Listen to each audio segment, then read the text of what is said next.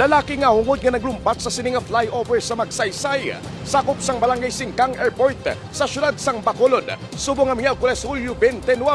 Nakaangkon sang pila sa ulo, samtang ginalantaw sang kapulisan nga kabangtanan sini. Amo ang problema sa pamilya. Yari ang report sang Daily News Central.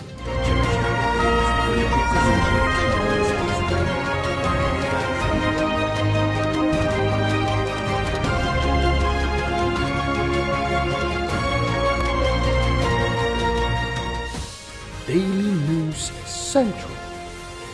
Pila sa ulo ang naangkon sa isa ka 45 anyos nga lalaki matapos nga hud ini nga naglumpat sa Magsaysay flyover sa Barangay Singkang Airport, Bacolod City. Alas 6:55 kay nasang aga, Miyerkules Hulyo 29. Nagatrabaho ang lalaki bilang heavy equipment operator sang isa ka kumpanya kag residente sang Purok Boulevard, Barangay 14. Base sa investigasyon sa kapulisan, nagpanawgad ang lalaki sa iya motorsiklo sa flyover. Antes ini nga naglumpat kag nagtupa sa dalom. Gilayon ini nga ginrespondiyan sa mga personal sa Police Station 8. Kaupod ang Amity Bacolod nga nagatag sang first aid sa biktima. Antes ini gindala sa Riverside Medical Center para sa nagakaigo nga pagbulong. Sa interview kay Police Major Londel Tapang, Station Commander sa Police Station 8, ginpayag sini nga family problem ang ginatudlo nga posible nga nagtulod sa lalaki sa amo nga insidente. That was a attempted suicide. No?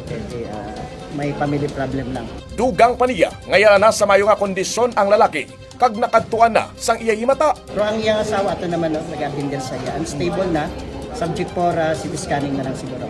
Padayo naman ang investigasyon sa kapulisan, agud may baluan ang iban pa nga detalye. Upod sa patrol, Kadeli Jeremiah Pantaras, ako naman si Kadeli Jimis Salvador, para sa balita, malpit sa Pumuluyo, adlaw-adlaw, Daily News Central.